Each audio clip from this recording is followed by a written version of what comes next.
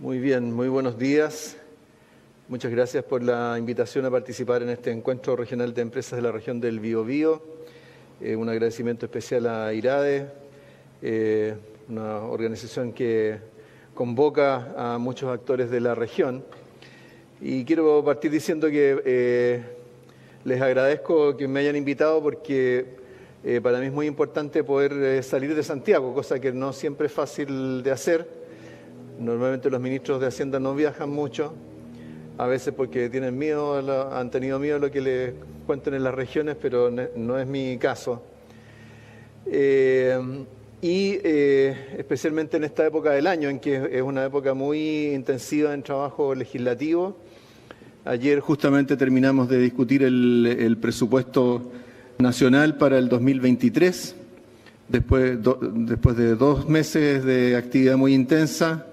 Ayer, junto con aprobar el presupuesto, tenía comisión de Hacienda para la reforma tributaria, comisión de Trabajo para la reforma previsional. Así que son días bien intensos, pero en los cuales trabajamos para que las cosas puedan salir adelante. Después de esta visita a Concepción me toca volver a la mesa del sector público para discutir el reajuste del próximo año. Así que, bueno, es parte de lo que nos toca hacer, pero no tendría mucho sentido tener toda esa actividad y participar en todas esas decisiones si uno no tiene una percepción de lo que pasa en la realidad, lo que pasa en el territorio. Y el territorio no es Santiago, el territorio es el conjunto del país donde se produce y se trabaja. Así que muchas gracias por darme la posibilidad de venir acá a la región del Biobío. Bueno, vamos a hablar un poco de la situación económica del país, de las proyecciones futuras, en un momento en el cual creo que estamos en un cierto punto de inflexión. En varias oportunidades yo he usado la metáfora de algo que conocemos muy bien en Chile, que es cierto, la actividad sísmica, y donde nosotros tuvimos un gran terremoto, no solo en Chile, sino que en todo el mundo, con la crisis del COVID-19. El mundo sufrió una recesión que no conocía hace muchas décadas, por su simultaneidad, por su profundidad, y eso nos impactó a todos. Pero hoy día, en cierta medida, estamos viendo las réplicas de ese terremoto. Normalmente una crisis en la cual la actividad económica mundial caiga 4,5%, como ocurrió en el 2020, simplemente no va a terminar dando vuelta a la hoja. Quedan muchas réplicas, quedan muchos impactos que se van reconociendo en el tiempo.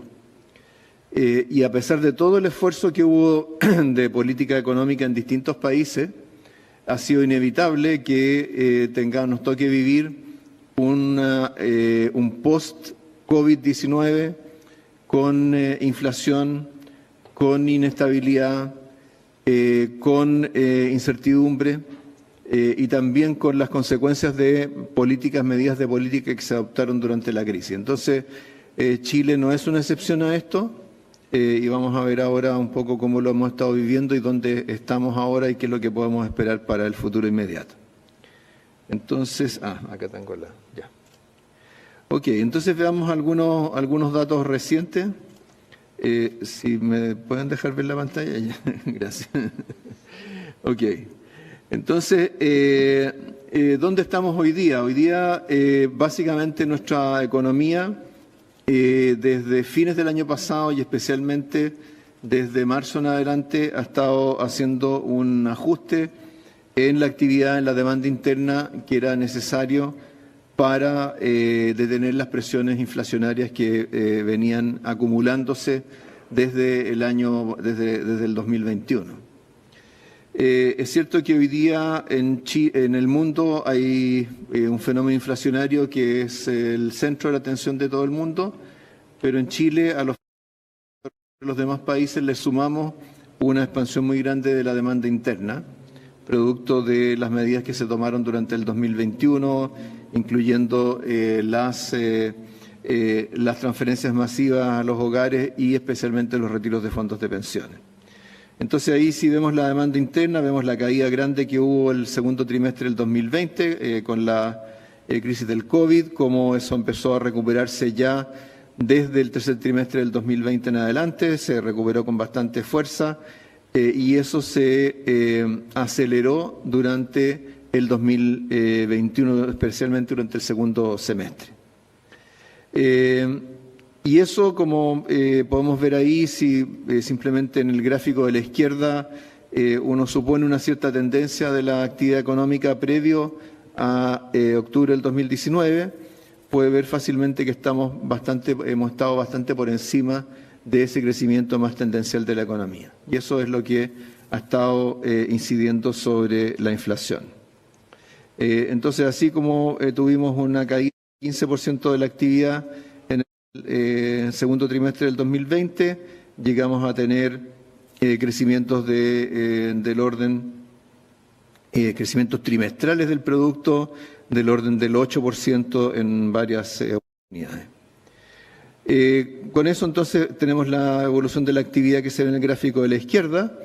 Es importante distinguir entre PIB total y no minero, porque la actividad minera tiene su propia dinámica, pero lo que vemos es un punto de inflexión que empieza a producirse en el último trimestre del 2021 y que tiende a profundizarse en los últimos meses.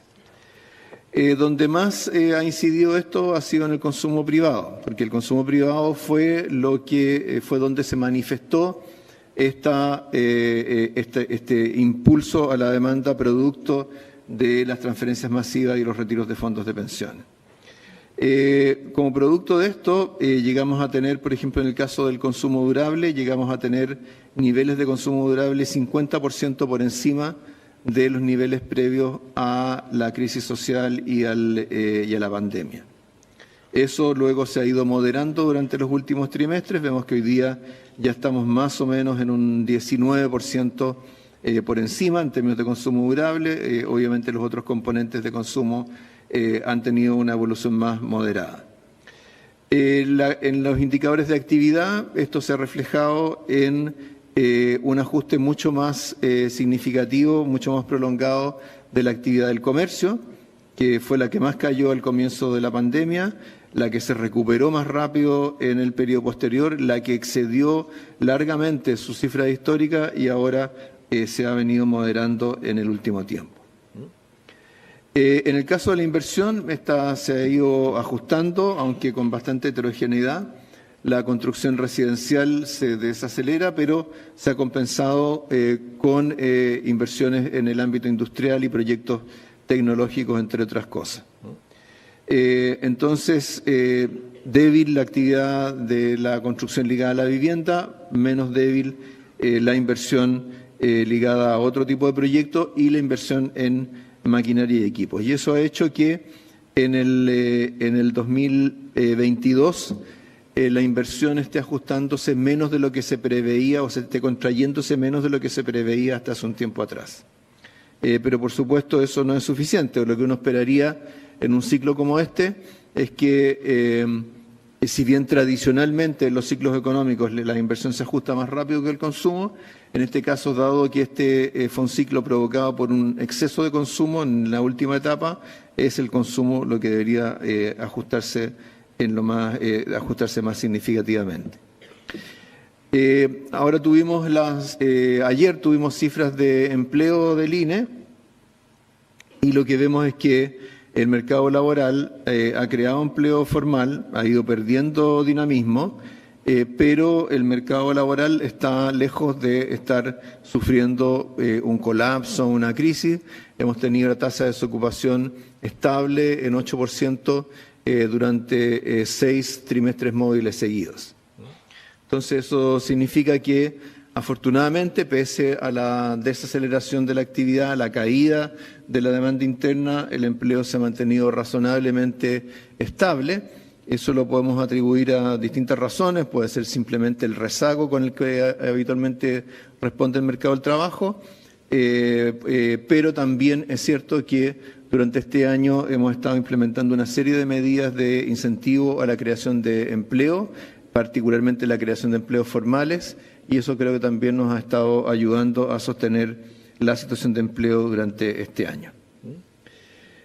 Ahora, claro, el mercado del trabajo, mirado solo como tasa de desocupación, no nos cuenta toda la película, porque durante la crisis del COVID hubo muchas personas que salieron del mercado del trabajo, especialmente mujeres.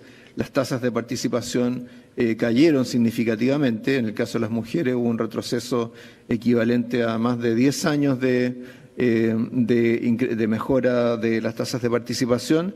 Y hay una fracción de las personas que salieron del mercado del trabajo que aún no han vuelto.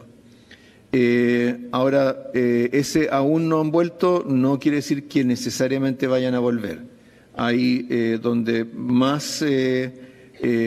se mantiene una brecha más grande respecto a la situación previa a la crisis es en la participación laboral de personas mayores de 55 años. Es probable que haya una parte de esas personas que ya no vayan a volver al mercado del trabajo porque se jubilan, porque desarrollan alguna otra actividad. Este es un fenómeno que se está observando en todas partes del mundo. La caída de tasas de participación, el retiro de miles o cientos de miles de personas de la fuerza de trabajo es un fenómeno que ha ocurrido en muchos países simultáneamente y prácticamente en ninguno se ha vuelto a los niveles previos a la pandemia. En nuestro caso, esto está también ligado al fenómeno de la informalidad. Y si bien este último dato de empleo revela un aumento algo mayor de la ocupación de trabajadores por cuenta propia, lo que tenemos en términos de empleo asalariado y no asalariado es que el empleo asalariado se recuperó más significativamente durante los trimestres móviles anteriores, llegó a superar los niveles previos a la pandemia y por lo tanto es fundamentalmente fuerza de trabajo, trabajadores que se desempeñaban en el sector informal los que aún no regresan al mercado del trabajo. Entonces, hay que reconocer ahí que hay temas que tienen que ver con la oferta, las características de las personas que salieron del mercado del trabajo y, por otro lado, la demanda en términos del atractivo o no de las oportunidades laborales que hoy día existen. También dentro del mercado del trabajo tenemos que los salarios reales han estado cayendo, están en terreno negativo desde octubre del 2021. Y eso coincide bastante con la aceleración de la inflación. Es decir, aun cuando ha habido reajustes, negociaciones salariales, cuando la inflación está acelerando, es muy difícil que esas negociaciones sean capaces de adelantarse a los incrementos de precio y por lo tanto eso tiende a hacer caer las remuneraciones reales. Pero también probablemente existe un temor a la pérdida de empleo que lleva a que los trabajadores estén dispuestos a aceptar remuneraciones algo menores. Y acá tenemos la protagonista de lo que ha sido la película de los últimos meses, la inflación. En el caso de Chile, ¿cierto? Como sabemos, la inflación total llegó a un 14,1% en agosto, ese fue su peak. Como vemos ahí, fue impulsado por estos componentes más volátiles del IPC, especialmente alimentos, precios de la energía, pero desde agosto en adelante se produce una clara inflexión y solamente en 12 meses ya hemos tenido una caída de la inflación de casi 1,5 puntos. Y eso lo que nos indica es que las políticas contra la inflación están teniendo efecto, las políticas del Banco Central, el apoyo que ha dado el fisco, como lo vamos a ver dentro de un momento, todo eso está logrando finalmente frenar y comenzar a hacer caer la inflación. Por supuesto, nos queda mucho terreno todavía por recorrer. De acuerdo a las proyecciones, bueno, en los próximos días vamos a ver las del Banco Central, pero nuestras proyecciones son, por ejemplo, que a fines del próximo año recién tendríamos la inflación más o menos en 4%. Todavía estaríamos por encima de la meta del Banco Central que se alcanzaría recién en el 2024. pero es importante saber que vamos en la dirección correcta, porque hasta hace poco íbamos en la dirección incorrecta. Y esto se está reflejando, vamos a ver dentro de un momento, en las expectativas inflacionarias, se han ido ajustando a la baja. También lo que uno constata al ver la inflación es que la inercia inflacionaria está siendo menor a lo que se pensaba. Eso se ve en los índices de difusión, es decir, la cantidad de productos que están subiendo de precio versus los que están bajando. Se ven en las mediciones de inflación subyacente, que está acá en la línea roja más oscura, en la línea roja de IPC sin volátiles. Entonces vemos que el principal temor que había respecto de la inflación, que es que no solamente fuera alta, sino que tuviera una gran inercia, que hiciera mucho más difícil revertir la situación, afortunadamente esa segunda parte no se ha dado. En los últimos meses también hemos tenido cambios importantes en materia financiera. En Chile tuvimos hasta fines del año pasado mercados financieros que se fueron volviendo más complicados, indicadores financieros que nos fueron complicando la vida. En particular, tuvimos una moneda que se depreció más respecto del dólar que muchas otras monedas en el mundo. Tuvimos tasas de interés de largo plazo que subieron mucho más allá de lo que de las propias medidas de política monetaria. La bolsa bastante debilitada, todo eso se ha ido revirtiendo en el curso de este año. Y si vemos la última parte de estos gráficos, vamos a ver que, por ejemplo, nuestra moneda se ha apreciado más respecto del dólar que lo que han hecho otras monedas en el mundo, que la tasa de interés de largo plazo ha venido bajando desde más o menos desde fines de septiembre hasta ahora, y que la bolsa se ha ido recuperando. Todo eso tiene un componente internacional, porque el dólar ha estado cayendo respecto a otras monedas después del importante crecimiento que tuvo hasta julio, agosto, pero en nuestros indicadores han tendido a mejorar más que lo que han mejorado los indicadores financieros de otros países. ¿Y eso qué es lo que refleja?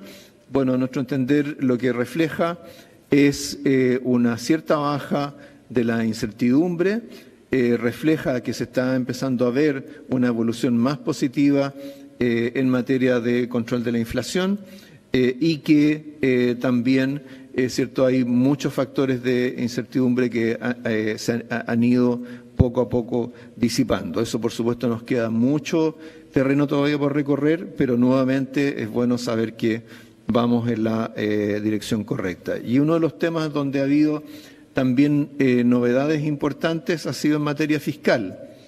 En Chile nosotros hemos tenido 15 años de aumento sostenido de la deuda pública, producto de altos déficits fiscales, a veces planificados, otras veces no planificados. El récord lo tuvimos en el 2020 y 2021. De hecho, nosotros en el 2021 tuvimos la política fiscal más expansiva del mundo. Fue una política procíclica, porque al mismo tiempo que se estaba recuperando la economía, nosotros estamos aumentando el déficit fiscal.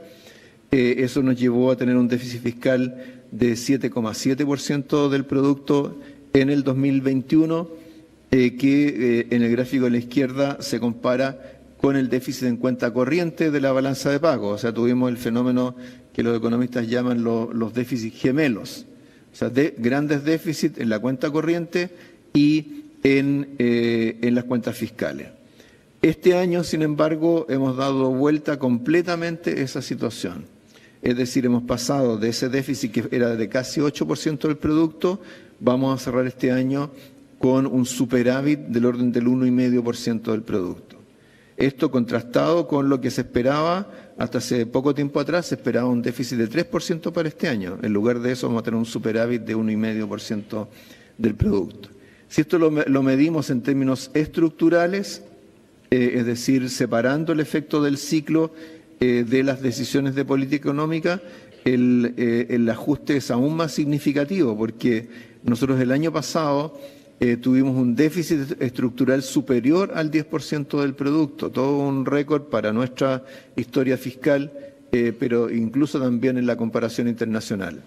Este año vamos a tener un superávit estructural cercano al 1% del producto. Entonces, sea como sea que uno lo mida, tenemos un vuelco de prácticamente 10 puntos del producto en todos los indicadores fiscales. Eso, en términos de consolidación fiscal durante el 2022, es una situación récord en la comparación internacional que se ve en la lámina en el gráfico de la derecha. Es decir, solo Noruega nos supera en términos de consolidación fiscal en este periodo. Muchos otros países han tenido una consolidación fiscal más tímida y algunos han empeorado su situación fiscal, como son todos los países que tienen las barritas esas para abajo. Entonces esto es importante porque nos ayuda, por un lado, nos ayuda a controlar la inflación, hace que la política fiscal esté colaborando con la política monetaria en bajar la inflación, nos permite formular ahora un presupuesto bastante más equilibrado para el 2023 y permite evitar, ¿cierto?, que aumente el riesgo soberano de Chile y junto con el aumento del riesgo soberano, el aumento de los costos de financiamiento para el fisco, para las empresas, para los bancos, etcétera. Entonces, hay varias dimensiones en las cuales las cuentas fiscales, o sea, este ajuste fiscal importante que hemos tenido en el 2022 nos ayuda a corregir el rumbo de manera importante para poder tomar impulso para lo que viene. Y eso lo podemos ver en este gráfico, donde lo que ponemos son las tasas o sea, el nivel de producto trimestre a trimestre. ¿Por qué? Y desestacionalizado. ¿Por qué lo hacemos así? Porque en términos de monitorear o entender cómo está evolucionando la economía, no basta con mirar las cifras anuales. Es importante entender en qué dirección se está moviendo la economía. Entonces, nos hemos encontrado en este periodo con este inusual escenario en el cual hemos tenido grandes cambios en términos de la actividad económica, grandes inflexiones, o sea, por ejemplo, ¿cierto?, la que se produjo en el último trimestre del 2019, luego en el segundo trimestre del 2020, la inflexión hacia arriba hasta el tercer trimestre del 2021 y luego la caída posterior. Entonces, ¿por qué este gráfico es útil? Porque nos muestra que durante este año, o sea, cuando hablamos de recesión, cuando se habla de ajuste económico, ese ajuste económico y esa recesión no es lo que viene, es lo que está ocurriendo hoy día. Es decir, este año, como se ve ahí en los puntos que están a la izquierda de esa línea roja, este año hemos tenido ya varios trimestres en que la variación trimestral de la actividad económica ha sido negativa o ha sido muy cercana a cero. Eso va a continuar en el cuarto trimestre que estamos viviendo hoy día. Y de acuerdo a nuestras proyecciones, esa caída debería frenarse ya hacia el primer trimestre del próximo año para a partir de ahí empezar a recuperarse. Entonces, ¿por qué hablamos de proyecciones negativas para la actividad en el 2023? Eso es no porque la actividad vaya a estar cayendo durante el 2023, sino que porque va a partir de un punto bajo. Se va a ir recuperando durante el año, pero en la comparación anual con el 2022 vamos a tener una cifra negativa, porque el 2022 veníamos de un punto muy alto, ¿cierto? Bajamos, luego empezamos a subir. Cuando tomamos los promedios o el agregado de actividad del año, nos va a dar una cifra positiva en el 2022 y una cifra negativa en el 2023. Entonces, esto es muy importante porque llevamos meses en que hay analistas, medios de comunicación, titulares que nos asustan con la recesión y el colapso económico que viene. Pero en estricto rigor, el ajuste económico ha ocurrido este año. Y si este año, en fin, por supuesto, hay dificultades en muchos sectores, muchos grupos de trabajadores, muchos grupos de la ciudadanía, Pero si hoy día no lo estamos viviendo como un colapso económico hoy día, no es porque ese colapso económico venga mañana, es porque el colapso económico no ocurrió. No ocurrió, ¿por qué? Porque la economía fue capaz de ajustarse con mayor flexibilidad de lo que se esperaba, porque la demanda interna se ha ajustado más significativamente que la actividad, que el producto y que el empleo, y es ahí donde era importante que el ajuste se produjera para que bajara la inflación. Entonces, lo que tenemos hoy día para las proyecciones de actividad es que, ¿cierto?, para el 2022, nuestras proyecciones son de una actividad que va a crecer del orden del 2,5%, seguido de una caída del orden de medio punto del producto en el 2023, siempre mirando estos promedios. ¿Por qué nosotros tenemos una cifra menor de caída de actividad que algunos otros para el 2023? Fundamentalmente porque esperamos que las medidas que se han estado promoviendo para incentivar la inversión, unido a una reducción mayor de la incertidumbre en el 2023, permita que la inversión caiga menos o eventualmente comience a recuperarse el próximo año. Esa es fundamentalmente la diferencia y recientemente lo que hemos visto es que hay ya varios análisis distintos de los del gobierno que tienden a validar un escenario como este. El más reciente es el de las proyecciones de la OCDE en el informe sobre la economía mundial que se acaba de publicar. Entonces, vamos a tener durante el 2023 una actividad que se va a estar recuperando en el transcurso del año, donde seguramente vamos a notarlo más significativamente en el segundo, en el tercer trimestre, y al mismo tiempo vamos a estar teniendo una reducción de la inflación. Y aquí vemos cómo se han ajustado las expectativas de inflación. Durante muchos meses, desde fines del 2021 en adelante, había una preocupación muy grande por el desanclaje de las expectativas inflacionarias, es decir, que a 2 años plazo las expectativas de inflación se ubicaban significativamente por encima del 3% de la meta del Banco Central. Eso se ve ahí en la línea roja del gráfico de la izquierda. Entonces, ustedes ven ahí una línea bien planita hasta octubre del 2021. Eso quiere decir que hasta ese momento los analistas, los mercados esperaban que la inflación 2 años más tarde iba a estar en la meta del Banco Central. Pero eso después fue despegándose de ese 3%, llegó a cifras del 4%, pero ahora ya ha comenzado a caer. Y lo mismo nos ocurre con los seguros de inflación, que ya es un test más de mercado sobre las perspectivas de inflación futura.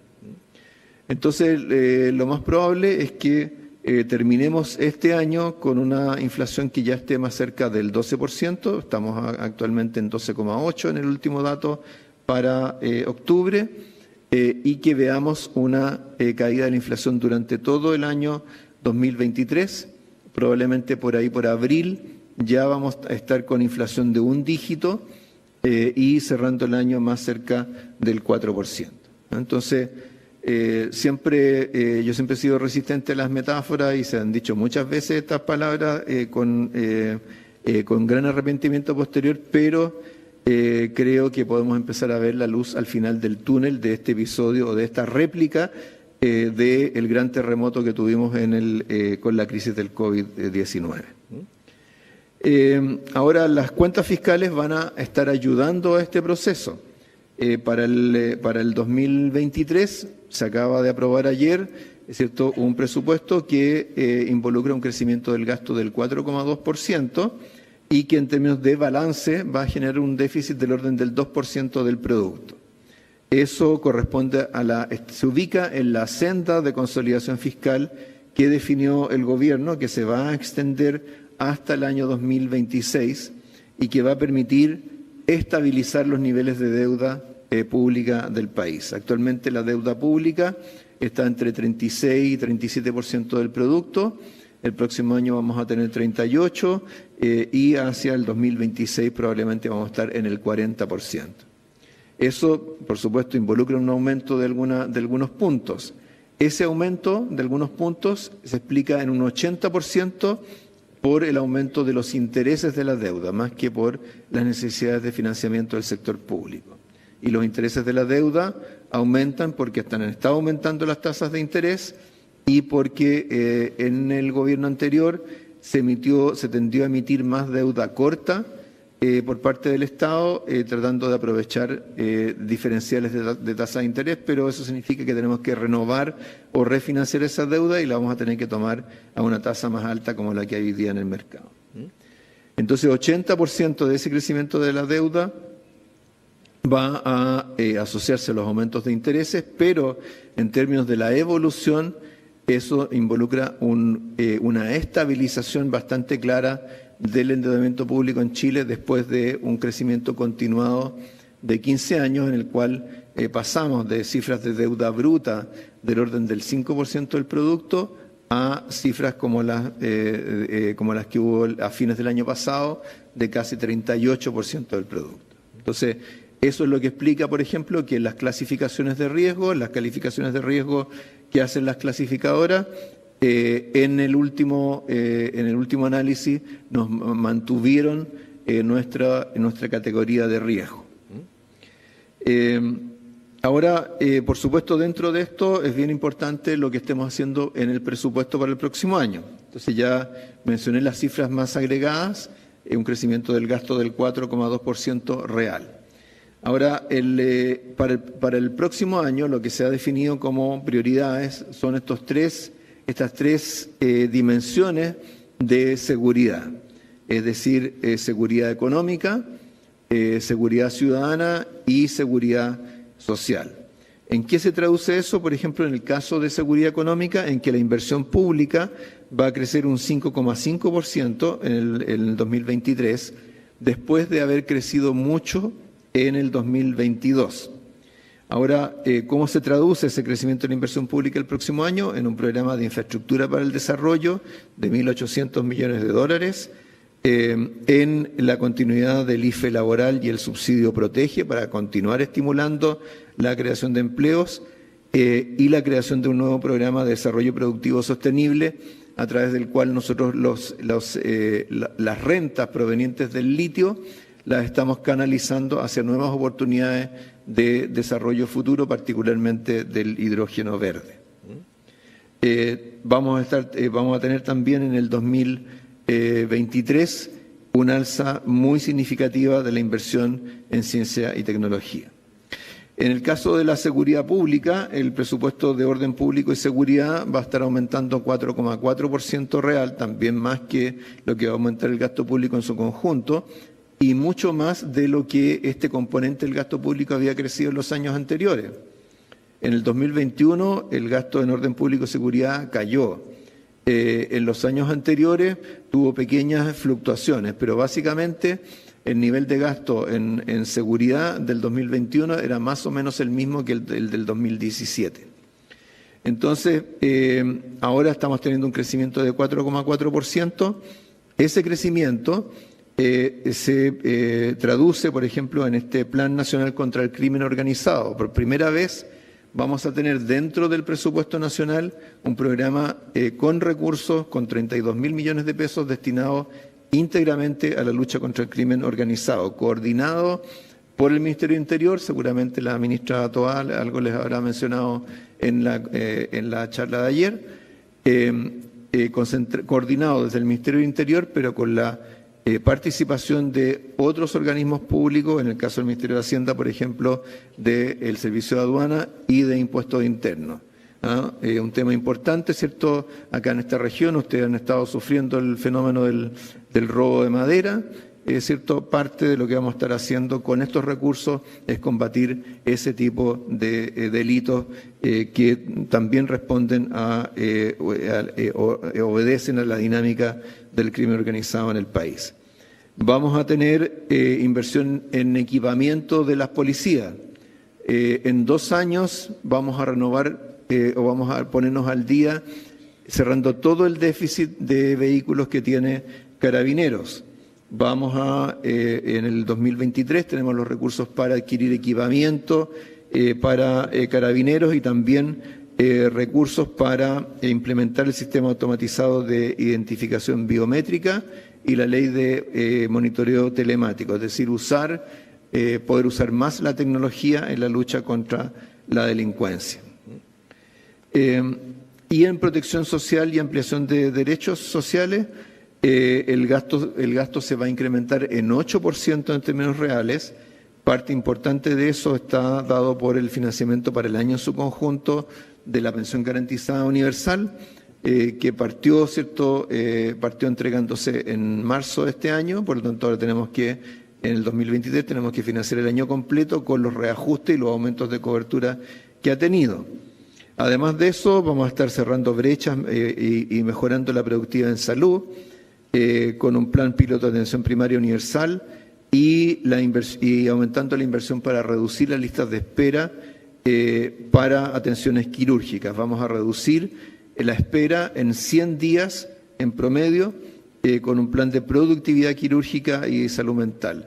Enfatizo el tema de la productividad porque, algunos de ustedes no lo recordarán, pero por comienzos de los 2000, cuando Carlos Mazada era el ministro de Salud, en aquella época el Ministerio de Salud publicó un estudio sobre productividad en la salud, lo cual generó un gran rechazo, escándalo, protestas por parte de los gremios de la salud, que consideraban que hablar de productividad era una aproximación economicista a la prestación de servicios de salud. Sin embargo, afortunadamente, hemos ido reconciliando visiones, entendiendo que si tenemos una infraestructura hospitalaria tenemos que usarla de la mejor manera posible, sobre todo cuando hay gente que está esperando para recibir una intervención quirúrgica. Y eso ya estuvo incorporado en el programa de gobierno.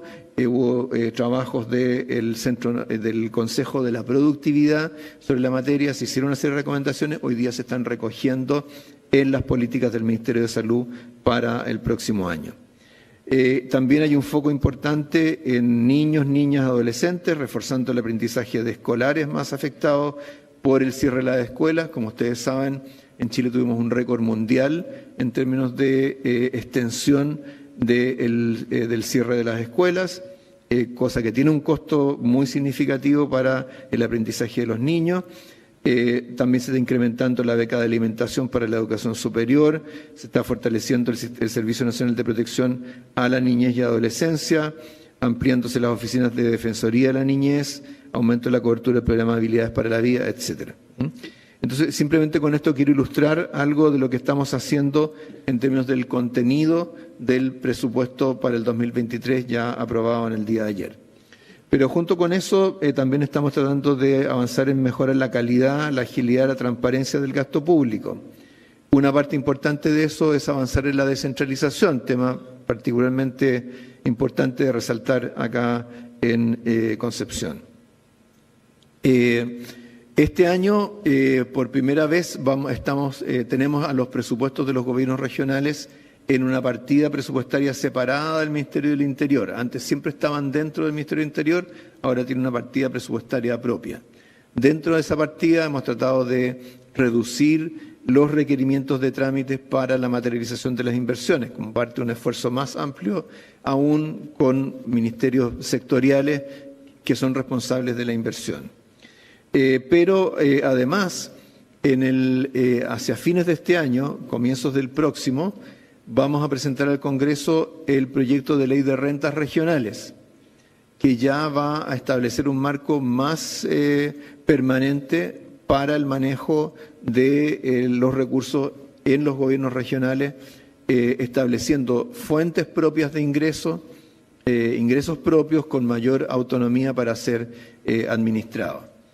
Esto al mismo tiempo se va a nutrir de la reforma tributaria, particularmente de la reforma del royalty minero, porque del royalty minero, de la recaudación del royalty minero, de la recaudación generada por el aumento del royalty, más o menos un 30% se va a entregar directamente a las regiones y a los municipios, con mayor énfasis en las regiones y municipios mineros, pero también con participación de todo el resto de las regiones y buena parte de los municipios del país, especialmente los que tienen una mayor brecha entre necesidades y financiamiento. Entonces se van a canalizar 420 millones de dólares todos los años provenientes del royalty para los gobiernos regionales y los municipios. Y con esto los gobiernos regionales básicamente van a duplicar sus ingresos. Eso obviamente con una cierta transición, pero en términos de abrir un horizonte a lo que los gobiernos regionales pueden hacer y con qué recursos lo pueden hacer, vamos a tener un cambio muy significativo. Además de esto, en el presupuesto se trató de usar más activamente los resultados de la evaluación de programas. Se estructuraron presupuestos programáticos temáticos para juntar recursos asociados a un mismo objetivo, como es lo que acabo de describir respecto a la lucha contra el crimen organizado. Hemos tratado de reducir las glosas, 700 páginas de glosas teníamos en la ley de presupuesto, las redujimos en un tercio, pero ahora los parlamentarios agregaron unas cuantas, así que ya llegará el momento en que podamos hacer el balance del efecto neto de todo esto. Por otro lado, para ejemplificar el tema de estos presupuestos, de estos programas presupuestarios temáticos, tenemos el tema del litio. Entonces aquí vemos cómo, es cierto, han aumentado significativamente las exportaciones de litio. Eso le ha generado recursos adicionales al fisco por varios miles de millones de dólares, y eso en el presupuesto del 2023 lo orientamos a la descarbonización de la economía, a fortalecer la resiliencia a la crisis climática y la diversificación productiva y sostenible del país. Entonces, algo que antes no hemos hecho y que muchas veces hemos llorado sobre la leche derramada, ¿cierto? Nos hemos lamentado que en su momento, ¿cierto?, no se usó adecuadamente los recursos del salitre para diversificar la economía chilena, que no fuimos capaces de capturar rentas significativas del cobre ni aprovecharlas para diversificar la economía. Eso es algo que estamos haciendo ahora. Lo estamos haciendo a través de estas medidas que son de carácter más presupuestario, y lo vamos a estar haciendo también con la reforma tributaria, particularmente con el royalty minero. Entonces, termino acá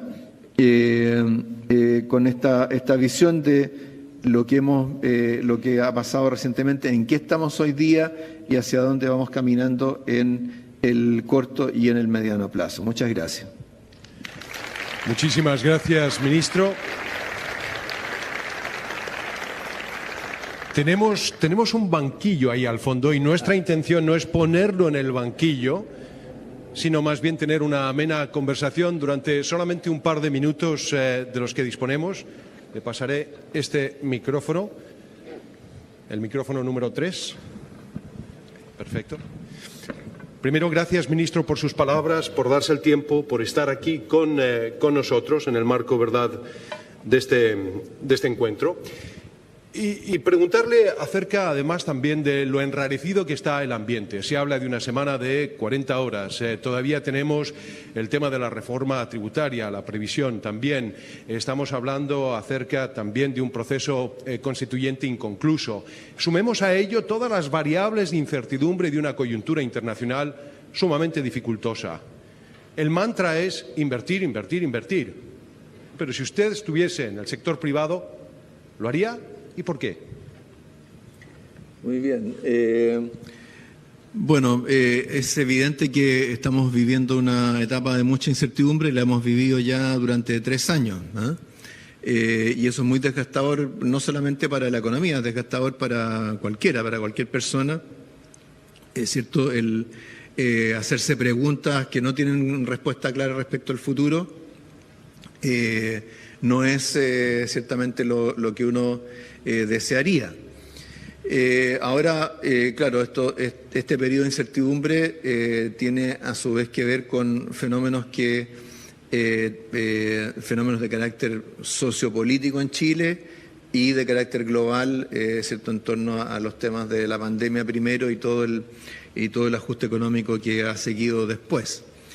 Entonces, ¿qué es lo que podemos hacer frente a eso?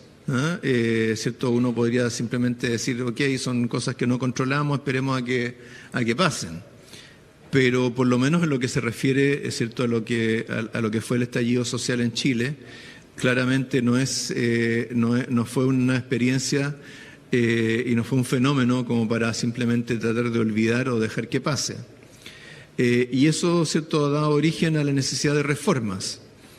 Y cuando uno impulsa reformas o tiene el propósito de impulsar reformas, lo mejor que puede hacer para reducir la incertidumbre es mostrar las propuestas, discutirlas, tratar de mejorarlas y tratar de aprobarlas de tal manera que volvamos a tener claridad sobre cómo vienen las cosas para adelante. Eso es lo que hemos estado haciendo con la reforma tributaria. La reforma tributaria la presentamos en abril, ¿cierto? Desde entonces hemos estado trabajando con el Congreso, hemos hecho varias modificaciones al proyecto, recogiendo, ¿cierto?, las preocupaciones de los parlamentarios.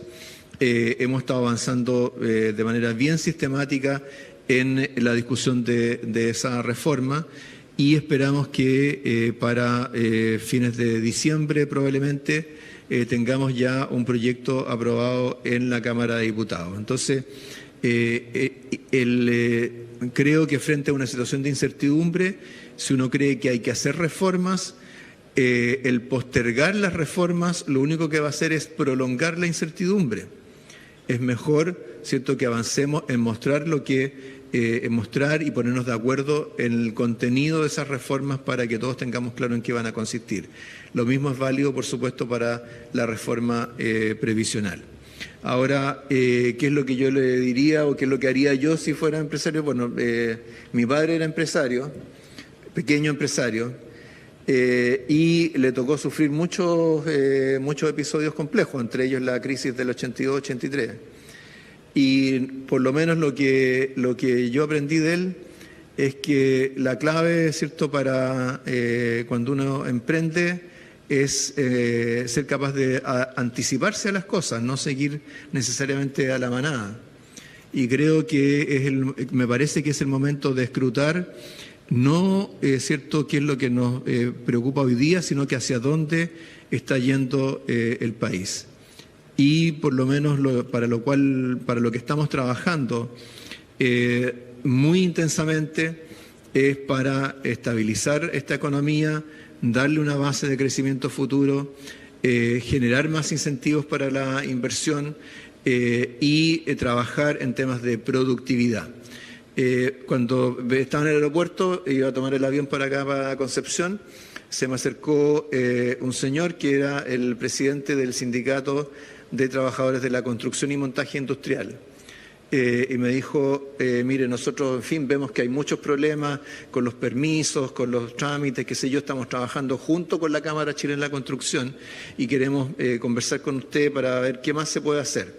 Nosotros en el presupuesto del 2023 incluimos un ítem de recursos para aportarle a el Servicio de Evaluación Ambiental, para aportar a el Consejo de Monumentos Nacionales, a los municipios, todas las partes donde se producen cuellos de botella en la inversión, para darles más recursos para fortalecerse operacionalmente, pero al mismo tiempo reducir los plazos en los cuales se hacen todos estos trámites. Entonces estamos trabajando para eso. Las oportunidades se van viendo, creo que cada vez se van viendo un poco más nítidamente esas oportunidades futuras y por lo tanto el que sea capaz de adelantarse a los acontecimientos es al que le va a ir mejor en el futuro. Ministro, no importa cuál sea la tendencia política en la audiencia, hay, sin embargo, un diagnóstico común, y el diagnóstico es que la centralización es el gran talón de Aquiles no solamente para la región, sino para Chile. En concreto, estamos hablando de que, por ejemplo, no hay incentivos para quienes invierten bien o castigos para quienes lo hacen mal. Precepto básico dentro del sector privado. ¿Por qué no está en el sector público? Después, la plata que va finalmente a los municipios es de gasto operacional. Solamente un 10%, ¿verdad?, son los municipios que pueden lograr invertir algo más. ¿Va a haber una ley larga o bien una ley corta que pueda subsanar el problema de esta asfixiante centralización en su gestión? Sí, bueno, primero que nada yo coincido plenamente con el calificativo de asfixiante, ¿eh?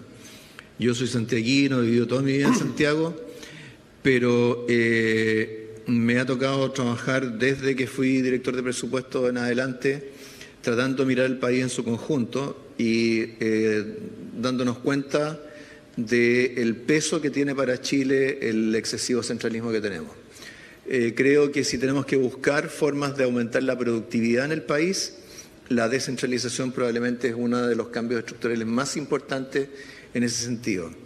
Me tocó trabajar en el BID, en la OCDE, en temas de desarrollo territorial, particularmente en la OCDE vinimos con misiones a Chile, con profesionales especializados en los temas, gente que tenía experiencia en sus propios países, y la verdad que cuando venían a Chile y hacían preguntas más o menos elementales de cómo se puede hacer esto o lo otro en una región, la verdad es que quedaban espantados al ver las dificultades que tenemos en Chile. Desgraciadamente, a lo largo de los años, el proceso de descentralización se ha encontrado con muchas dificultades políticas. Hay muchos actores que por un motivo u otro han ralentizado este proceso, casi hasta detenerlo. Y por lo tanto se requiere dar un salto importante en materia de descentralización. El presidente de la República, como sabemos, ¿cierto?, desde Magallanes, tiene una visión distinta de las cosas, tiene una voluntad de avanzar en materia de descentralización, ha dicho que quiere quiere terminar su periodo con menos poder que con el que entró, pero todos tenemos que ser capaces de acompañarlo. ¿Cómo lo vamos a acompañar desde el Ministerio de Hacienda? Con este proyecto de ley de rentas regionales, que combinado con el royalty minero va a aumentar significativamente los recursos para las regiones y va a establecer un mecanismo mucho más, un marco mucho más flexible de administración de los gobiernos regionales. Para todos los efectos prácticos, el equivalente, digamos, para ilustrarlo, significa sacar a los gobiernos regionales de la ley de presupuesto y que tengan una autonomía similar a la que tienen actualmente las municipalidades.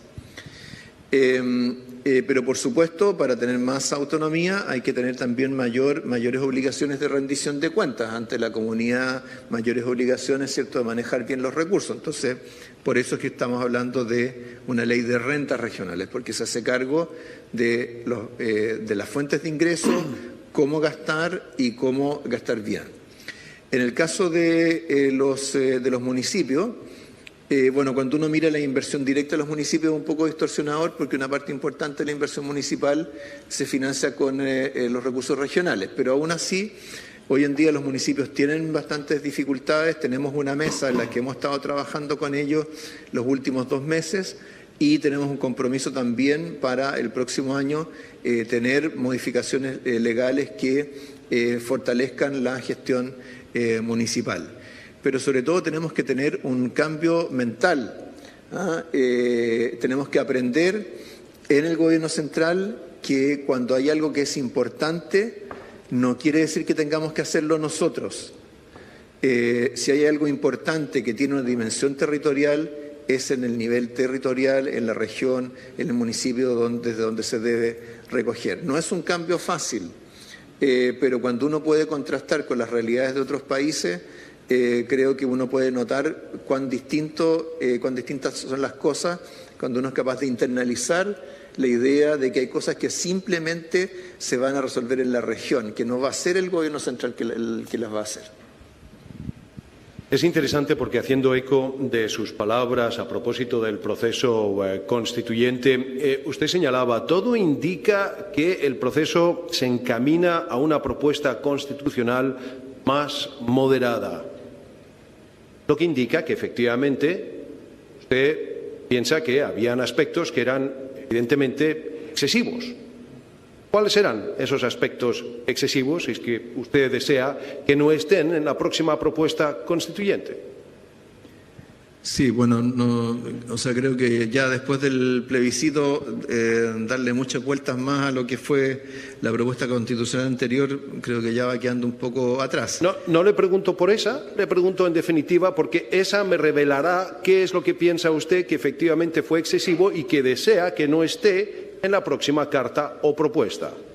Claro, de partida, cierto, en términos de cómo ha evolucionado la discusión del siguiente proceso constitucional, cierto, tuvimos toda esta discusión de mínimos o de bordes, en los cuales hubo bastante de acuerdo, y voy a referirme a uno de ellos porque es bien cercano a las preocupaciones del Ministerio de Hacienda, que es el tema de el control de la política fiscal.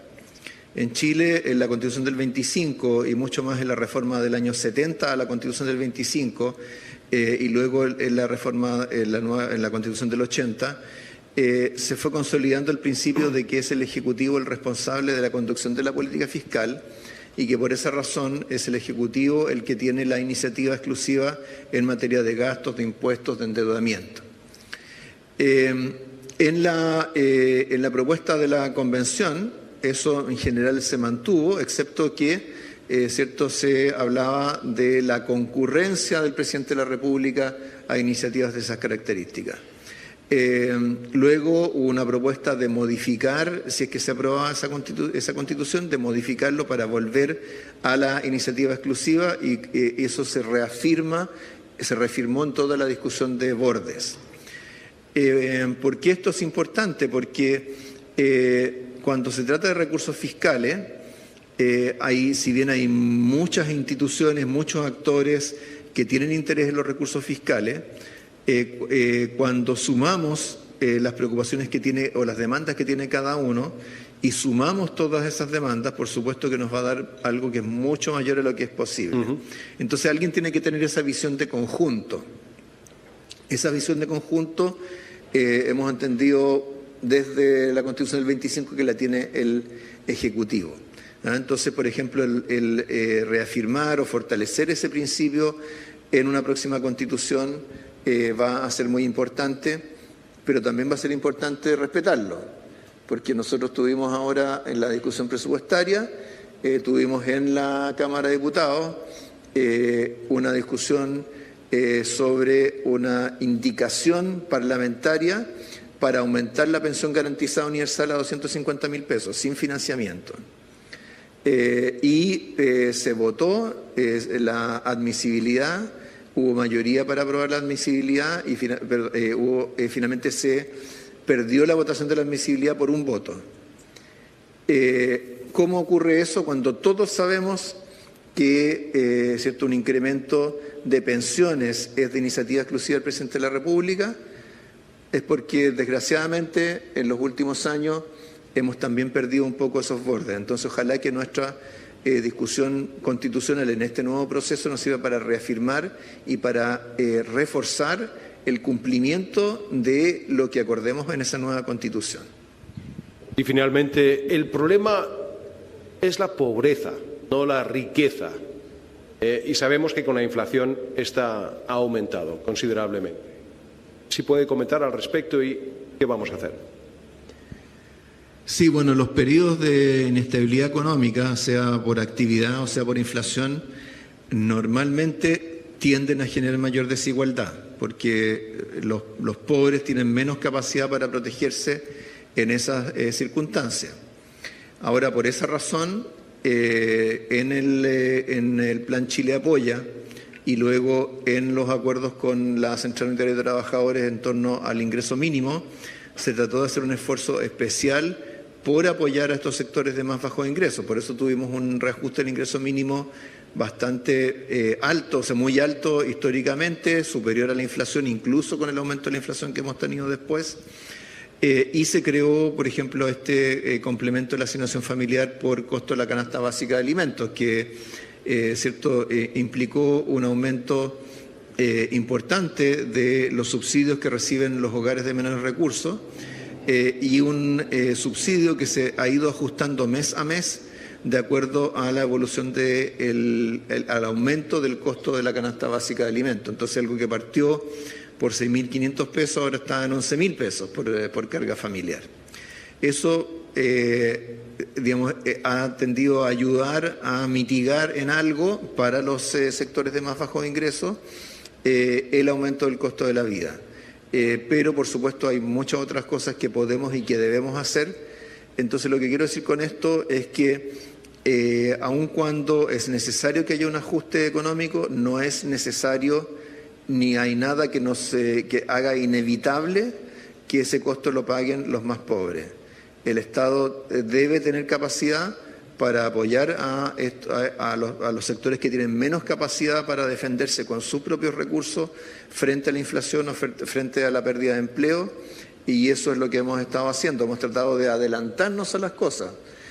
Decía que tuvimos inflación de 14,1% en agosto, pero el aumento del ingreso mínimo y el